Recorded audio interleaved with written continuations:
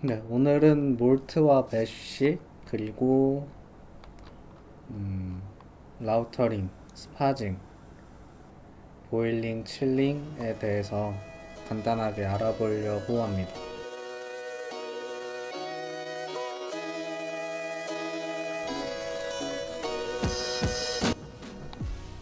메가, 보리 맥의 싹아, 말 그대로 보리의 싹을 틔운 것을 의미하죠. 메가는 비단 맥주에서만 쓰이는 것은 아닙니다. 우리나라에서도 과거에서 메가를 많이 활용했는데요. 대표적으로는 바로 엿이 있죠. 그래서 과거에서부터 메가라는 이름보다는 맥얼, 보리기름얼이라는 한자를 가져와서 이제 엿기름이라는 용어로 사용했다고 합니다. 맥주 양조에서는 메가의 영문인 몰트라고 하기 때문에 이제부터 설명은 몰트라고 하겠습니다. 메가 보리 수확에서부터 시작합니다. 보리 중에서 맥주 양조에 적합한 품종들이 있다고 하는데요. 몰트를 만들어내는 사람들을 몰스터라고 하는데, 이 몰스터들은 두 줄 보리와 여섯 줄 보리, 그리고 봄 보리와 겨울 보리, 껍질이 있는 겉보리와 그렇지 않은 쌀보리 등을 연구해서 양조에 적합하게 몰팅을 한다고 합니다. 그렇다면 몰트는 어떤 과정을 거쳐서 만들어질까요? 몰트 제조의 기본 과정은 세 단계로 이루어집니다. 바로 침맥, 발화, 배조 과정입니다. 먼저 침맥인데 등급 결정과 세척을 완료한 보리들은 물과 산소를 투입받아 싹을 틔울 준비를 하는데요. 이 과정이 침맥이라고 합니다. 침맥 과정에서 물에 담궜다 뺐다를 반복해주면 이제 보리를 더 깨끗하게 하고, 그리고 수분을 공급시켜주는 게 주요 목적이라고 합니다. 이렇게 싹을 틔울 준비를 마치면 보리 발화 전용 장소로 옮겨서 싹이 자라나도록 수분을 유지하고, 그리고 통기를 시켜주고, 유분과 싹이 자라나게 되면 마지막으로 발화를 멈추게 하기 위해서 수분을 없애는 과정인 배조 과정을 거치게 됩니다. 그리고 몰팅에 대해서는 저도 몰트를 활용만 해봤지 몰팅이라는 거를 책으로만 봤다 보니까 이제 새삼 몰스터 분들이 존경스러워집니다.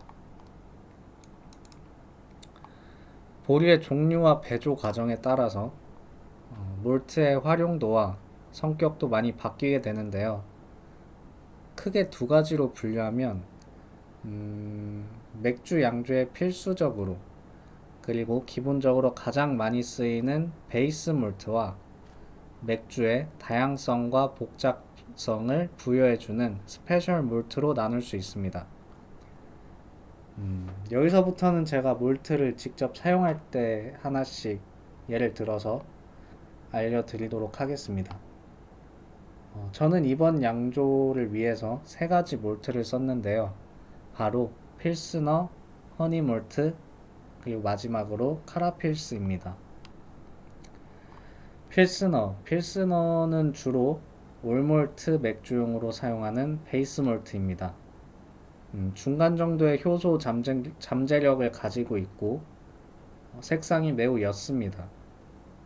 그리고 필스너를 베이스 몰트로 삼은 이유는 제가 만들려는 맥주가 아무래도 트라피스트 맥주이다 보니까 트라피스트 맥주들은 대부분 다 필스너 몰트를 베이스로 사용을 하더라고요. 그래서 사용을 하게 됐고, 그리고 첫 번째로 나오는 스페셜 몰트죠. 허니 몰트가 있는데, 허니 몰트는 멜라노이딘 몰트로도 불리는 몰트입니다. 스페셜 몰트입니다. 이름에서 알 수 있듯이 허니 몰트는 꿀향과 같은 달달한 풍미를 낼 때 첨가를 한다고 합니다. 그리고 원래 트리펠에는 그 트리펠 하면 딱 떠오르는 색상이 있죠. 되게 밝고 황금색을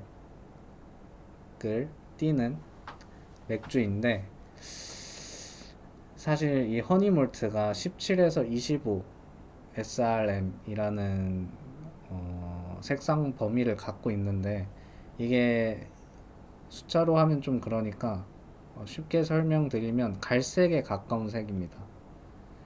그래서 이게 넣을까 말까 많이 고민을 했는데, 그래도 홈브루니까 그래 넣고 싶어서 넣게 됐습니다.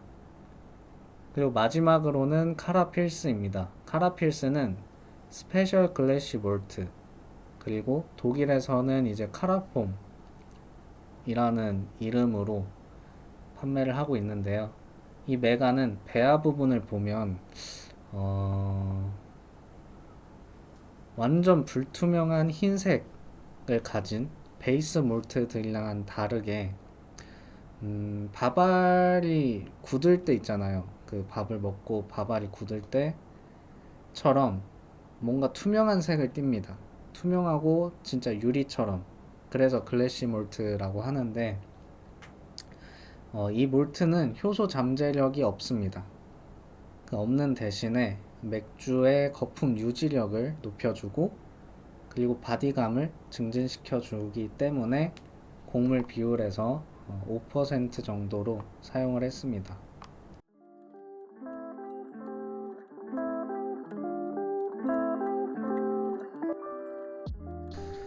더 말을 하기 전에 맥주를 먼저 좀 까겠습니다. 목이 좀 마르네요.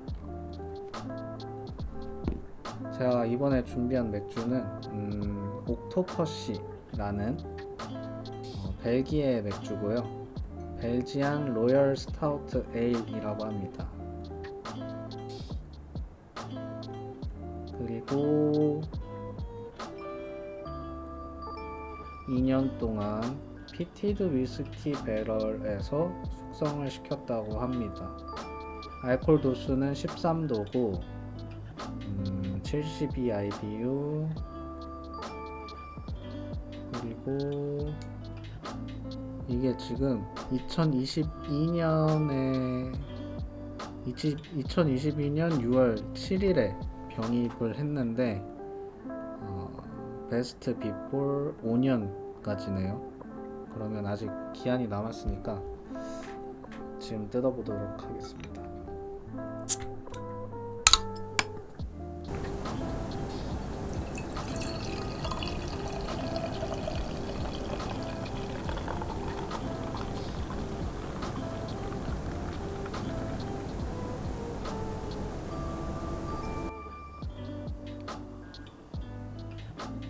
오,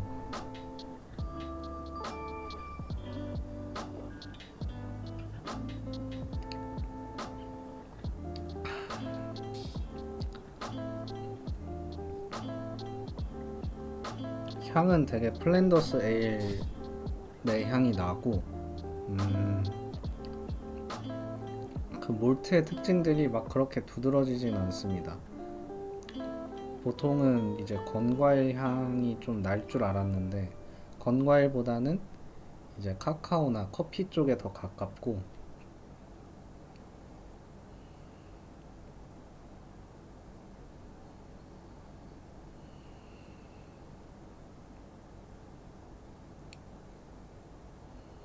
그리고 효모치가 약간의 그 과일 향이 납니다. 핵과류 향이 좀 납니다.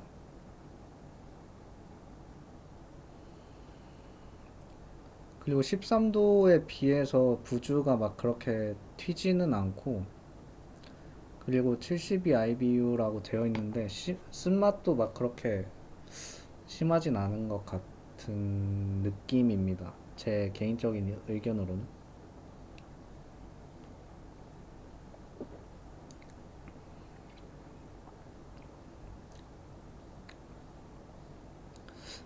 살짝 그 쿼드루펠과 임페리얼 스타우트의 그 어느 사이에 있는 그런 맛인데 이게 표현이 적절할지 모르겠습니다.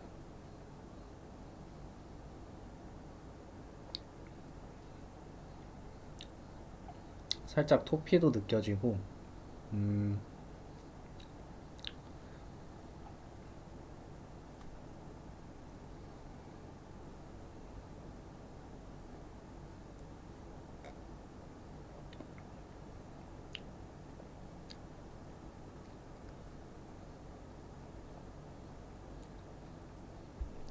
제가 이걸 실온에 한 10분 정도 꺼내놨는데 지금 온도가 딱 적당하게 마실 만한 온도인 것 같습니다. 너무 차가워도 안 될 것 같아서 좀 꺼내놨는데,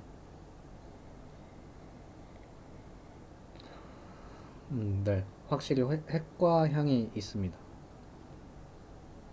음, 옥토푸시 여러분들 옥토퍼시? 네, 옥토퍼시 여러분들도 기회가 되시면 한 번쯤 맛보셔도 될 만한 그런 맥주인 것 같습니다. 네, 그러면은 이어서 당화에 대해서 알아보도록 하겠습니다.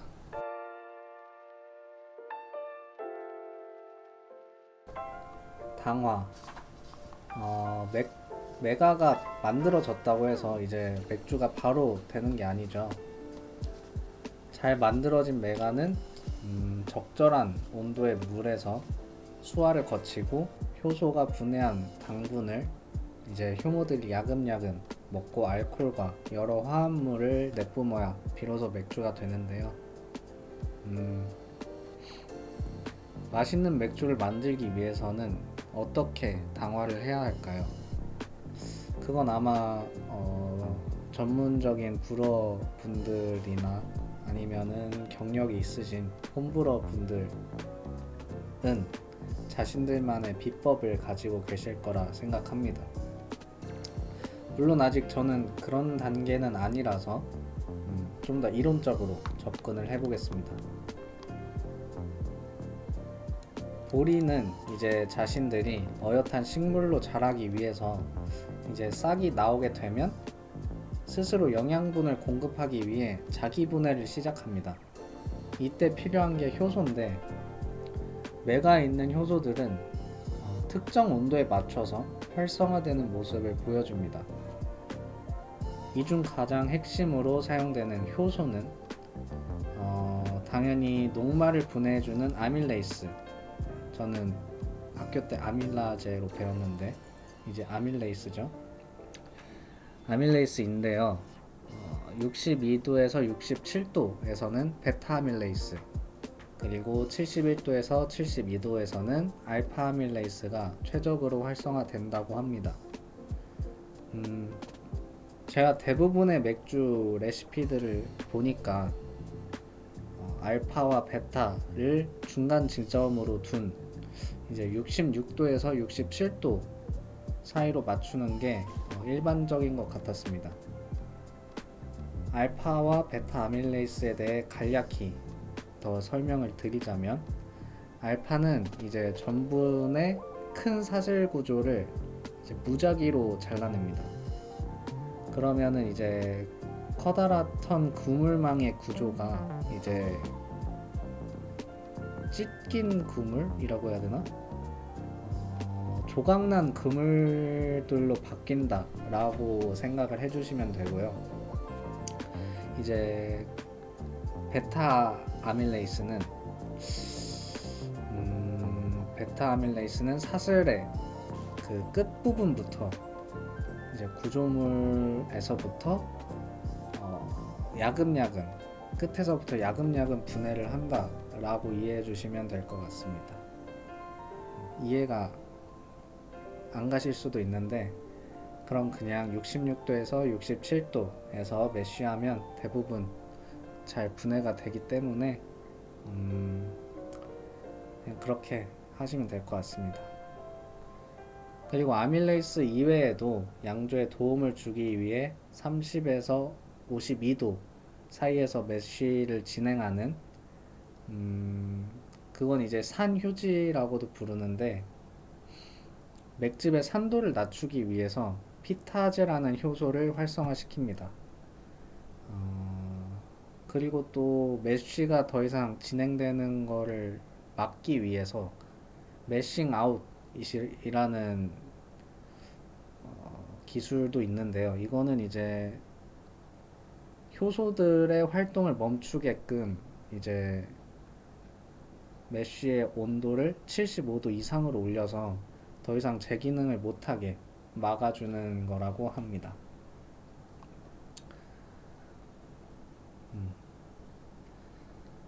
당화, 당화 메싱이죠. 메싱 기술에는 대표적으로 인퓨전, 스텝, 디콕션 이렇게 세 가지가 있습니다.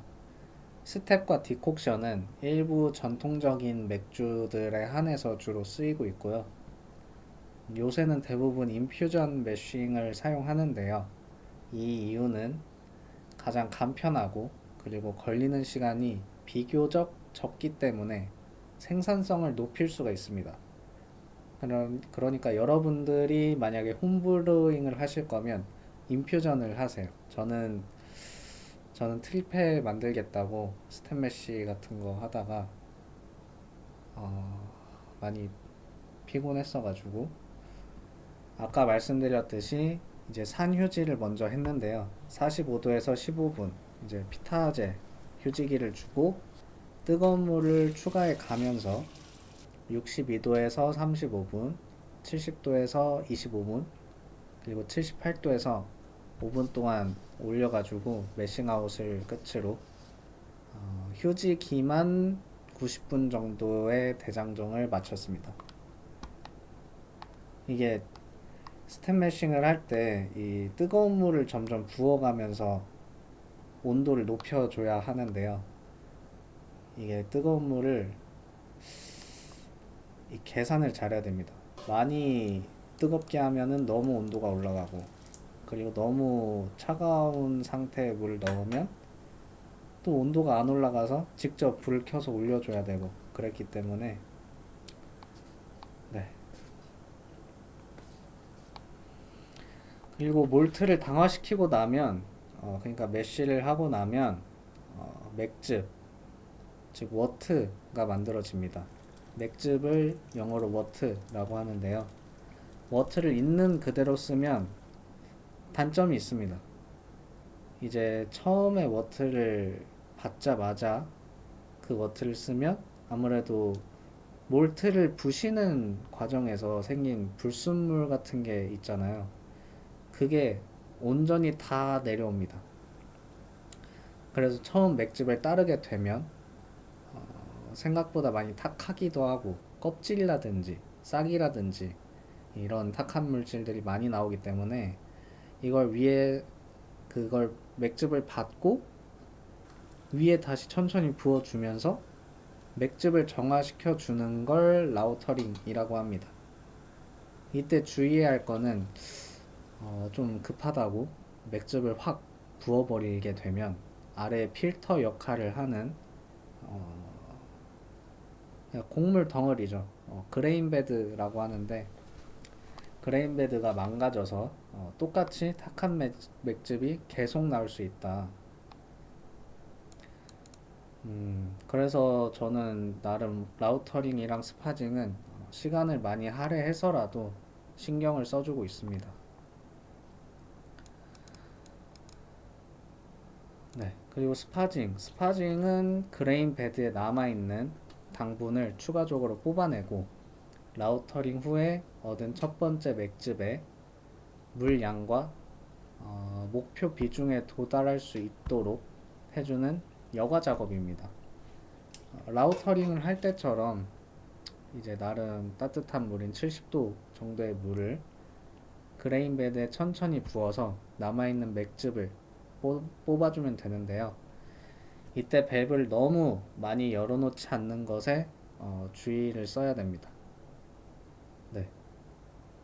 왜 그러냐면 이게 유량이 적을수록 물이 유량이 적을수록 물이 그 그레인 베드에 남아 있는 당분을 충분히 이제 빨아들일 수 있기 때문이니까요. 어, 보통 1분에 1리터씩 나오게끔 저는 하고 있습니다. 그리고 맥즙을 끓이면 1시간 기준 약 4리터 정도 물이 증발하기 때문에 병입 기준 20리터의 맥주를 얻기 위해서라면 보통 맥즙을 끓이기 전 약 26리터 정도의 프리보일 볼륨을 확보하는 게 좋습니다. 26리터를 이제 끓이면 4리터가 줄어드니까 1시간 정도 끓인다고 했을 때 그럼 22리터가 남잖아요. 그 22리터를 전부 다 맥주에 병입을 시킬 수가 없습니다. 왜 그러냐면 아래에 그 혹 침전물도 있고 효모 침전물도 있기 때문에 2에서 3리터 정도는 버린다 라고 생각을 하시고 프리볼 볼륨을 한 26리터 정도 남겨둔다 라고 생각을 해주시면 될 것 같습니다.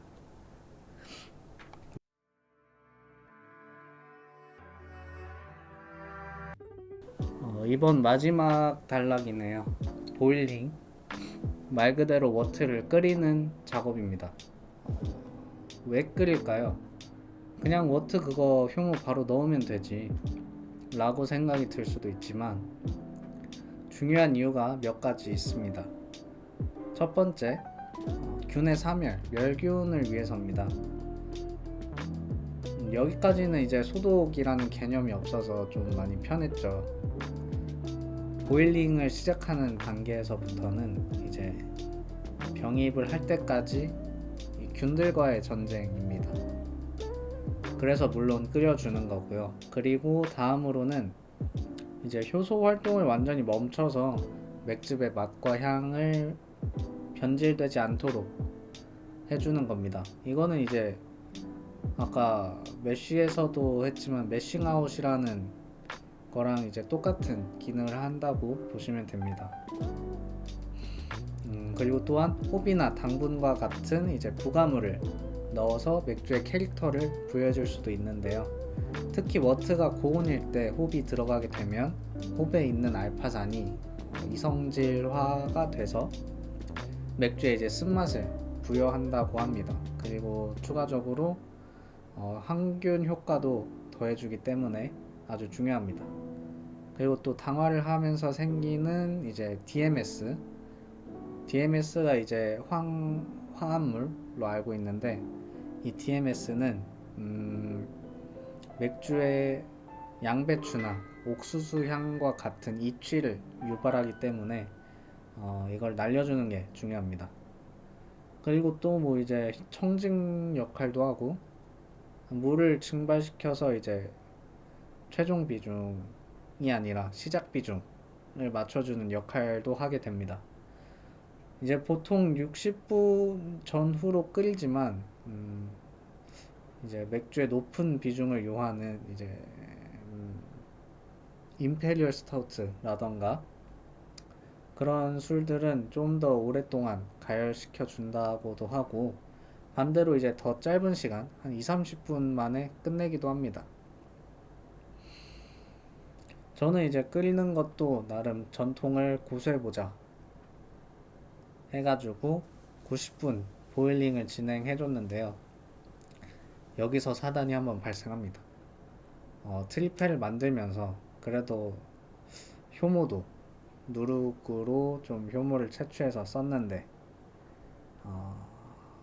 이걸 트리페를 만들 때도 부가물로 원래 트리페 부가물로는 뭐 옥수수 전분이라던가 아니면 비트슈거 뭐 콘슈거와 같은 당분을 첨가하게 되는데 비중을 높이기 위해서 그거를 이제 갱엿을 좀 써보자 해가지고 갱엿을 부셔서 넣으려고 했는데요. 그게 이제 갱엿이 아니라 제 손을 부실 뻔했습니다. 이 냄비를 이용해서 엿을 치는 순간 소리가 이상하다 싶었는데 이제 부셔져 있던 건 엿이 아니었더라고요. 한 3초 동안 정적이 흐르더니 엄지손가락에 뭔가 말하기 힘든 고통이랑 이제 피가 쏟아져 나오니까 진짜 엄청 아팠습니다. 웬만한 아픔은 잘 참는 편인데 제가 얼어있는 무언가를 냄비로 부시려고 하는 힘이잖아요. 그래서 뭐 나름 다행히 아직 손은 잘 붙어있고 뭐 양조를 중단할 수는 없으니까 응급처치를 하고 다시 복귀를 했습니다.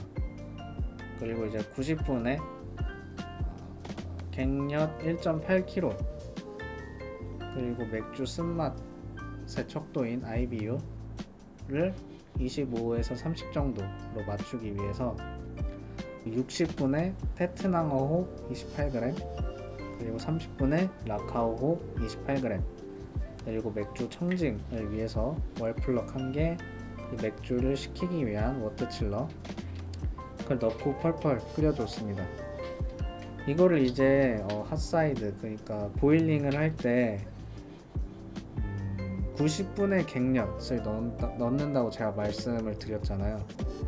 이게 끓기 시작하고 나서 90분이 아니라 이 갱년을 넣었을 때 90분이 남아 있을 수 있게끔, 그러니까 다시 말해 90분이 남았을 때 갱년을 넣는 걸 90분의 갱년이라고 말을 합니다. 마찬가지로 60분에 테트낭어 호흡을 넣는다 라는 말은 60분이 그 보일링이 60분 남았을 때 테트낭어 호흡을 넣는다. 30분의 라카오 그거는 이제 30분이 남았을 때 라카오 호흡을 넣는다 라고 이해하시면 될 것 같습니다. 저도 왜 이렇게 쓰는지 모르겠는데 뭐 제가 봤을 때 맥주 유튜버라던가 뭐 양조를 하는 사람들 전부 다 이렇게 쓰고 있는 것 같더라고요. 네, 그리고 보일링을 완료를 하면 워트를 차갑게 식히는 칠링 작업에 들어갑니다. 이제 칠링 방법으로는 이제 중탕을 하거나 기구를 워트에 넣어서 물을 순환시키는 워트 칠러죠. 제가 쓴 것과 동일한 그런 다양한 방법이 있습니다. 네, 그냥 자연적으로 식히지 않고 칠러를 사용하는 이유는 아무래도 시간적으로도 오래 걸리겠지만 이제 균의 침입도 최소화를 하고 그리고 빠르게 식히면 식힐수록 이 단백질도 응고가 잘 돼서 좀 더 맑은 맥즙을 얻을 수 있다고 합니다. 근데 여름에 하는 칠링은 진짜 지루했습니다. 이게 한 체감상 겨울에 하는 것보다 한 2배? 2배 정도 더 걸렸던 것 같은데 이게 아무래도 식히는 물 자체가 여름이다 보니까 좀 온도가 많이 높았던 게 아닌가. 네. 뭐 발효도 그렇고 발효도 제가 온도를 그렇게 높게 해서 발효시키는 걸 선호하지 않다 보니까 에일 발효도 한 23도 정도에서 23도가 거의 최고 온도로 두고 발효하는 걸 선호하는데 아무래도 여름이다 보니까 네. 뭐 근데 뭐 누가 칼로 협박한 것도 아니고 여름에 양조하라고 뭐 그냥 제 마음입니다. 결과적으로 이제 발효를 시작하기 전 비중인 스타트 그래비티 SG는 1.104가 나왔습니다. 목표 도수가 10도에서 11도 사이였던지라 발효만 문제없이 끝나면 될 것 같습니다. 네, 이렇게 오늘은 몰트부터 매쉬, 라우터링, 스파징, 보일링, 칠링까지 제가 양조한 영상과 함께 이 과정에 대해서 같이 공부를 했는데요.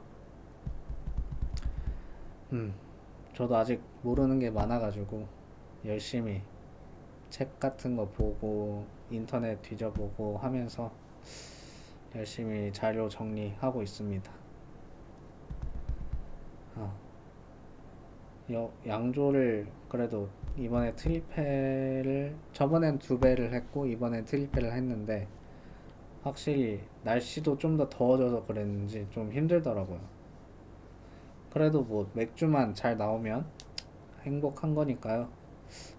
얼른 맛을 보고 싶은데 지금 병입을 하고 후발효 중입니다. 아무래도 트리펠이 또 도수가 높다 보니까 후발효를 하고서 이제 또 숙성을 또 오랜 기간 거쳐야 맛있게 나올 텐데 뭐 그 전에 한 병 따던지 해야 될 것 같습니다. 맥주 양조가 이렇게 오래 걸립니다. 물론 전통주도 뭐 2양주, 3양주 이렇게 넘어가면 넘어갈수록 또 발효기간 길게 빼야 되고 덧술에 덧술을 더하는 거니까 그것도 한 3양주는 못해도 또 2달 걸리는 걸로 알고 있는데 제가 했을 때는 2달 정도 걸렸었는데 딱 그렇게 맥주도 걸리는 것 같습니다. 이거는 단양주인데 아무래도 숙성을 해야 더 맛있어지는 술이다 보니까 다음엔 좀 더 빨리 발효를 하고 빨리 빼서 맛을 볼 수 있는 맥주를 만들려고 하고 있습니다. 네. 다음은 이제 발효하는 영상이랑 병입하는 영상으로 찾아뵐 것 같습니다. 오늘도 많이 지루하셨을 거라고 아마 확신을 하는데 저는 오히려 내용을 줄이느라 바빴습니다. 하나를 이제 깊게 파고들면은 이것도 이제 끝이 없더라고요. 저도 정리를 하면서 알게 된 건데 몰트도 이제 종류가 어마무시하게 많잖아요. 그리고 이제 매싱이라든지 매싱 기법이라든지 이거는 맥주를 만들 때마다 그거에 맞춰서 설명을 드리는 게 나을 것 같아서 또 뺐고요. 보일링도 마찬가지고 이제 호핑도 마찬가지고 네. 가장 기본적일 것 같은 것만 좀 추려서 여러분께 영상으로 전달해 드리는 점 그리고 또 아직 많이 부족해서 제가 혹시나 잘못 설명드린 부분이 있으면 말씀해 주시면 감사할 것 같습니다. 네, 아무튼 영상 시청해 주셔서 감사하고 저는 또 다음 영상으로 찾아뵙겠습니다.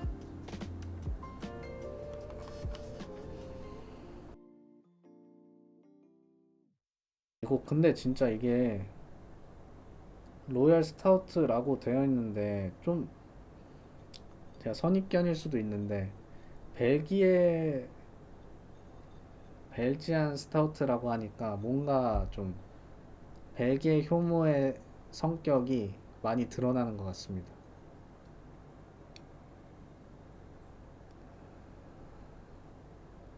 분명 커피랑 뭐 카카오 있긴 한데 뭐 토피 이런 것도 있고 오히려 건과일, 핵과류 이런 향이 좀 더 튀고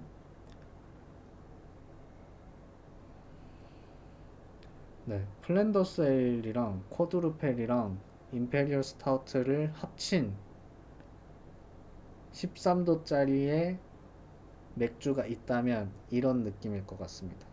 그리고 피트 배럴 에이징이라고 했는데 그쵸 피티드 위스키 배럴스에 2년 동안 에이징 했다. 근데 확실히 진짜 아주 끝에서 그 향의 아주 끝에서 피트 하는 향이 납니다. 그 좀 더 굵직한 그 훈연한 돼지고기나 뭐 베이컨 같은 그런 피트 느낌은 아니고요. 좀 더 피트를 옅게 들어가다 보면 좀 고소한 너티한 향이 나잖아요. 그거에 비슷한 향이 난다고 생각하시면 될 것 같습니다.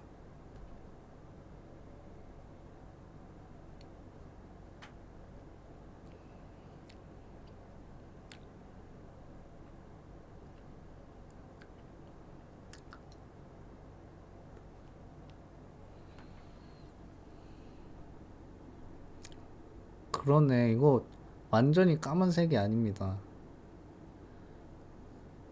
살짝 끝부분이 젓갈색에 가깝고 진한 엠버색에 가깝고.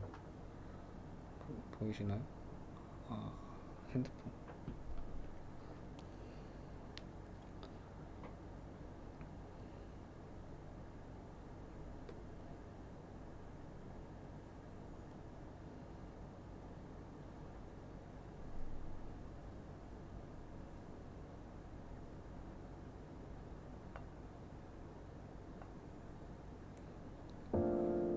이거 뭐 보여줄 수가 없네.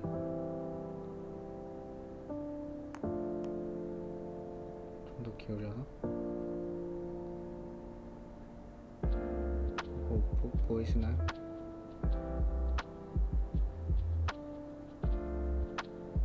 네, 뭐 아무튼 한 번쯤은 마셔볼 만한 맥주였다. 네. 그럼 진짜 가겠습니다.